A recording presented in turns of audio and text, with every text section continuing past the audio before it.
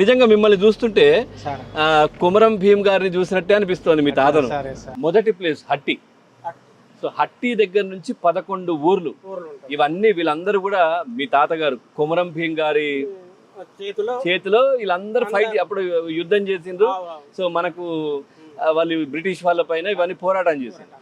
ఈ హట్టి ఏంటి, హట్టి గ్రామం గురించి ఏం చెప్తారు? హట్టి కాలంలో ఘాట్ ఉంటది, ఇది హట్టి ఘాట్. ఓకే, ఘాట్ దగ్గర పోతారు, ఇక్కడ జమ చేసి మొత్తం చెప్పి తుడుము కొట్టి మొత్తం 12 గ్రాములకు బాబేజరీలో మొత్తం పిలిపిస్తారు.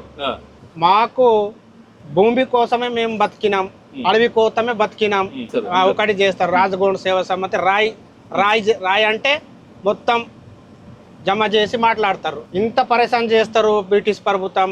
అప్పుడు ఆ కాలంలో మొత్తము దుంప పట్టి, ఎరక పట్టి, మేక పట్టి అన్ని గట్టాలని మొత్తం పరేషాన్ చేస్తారు.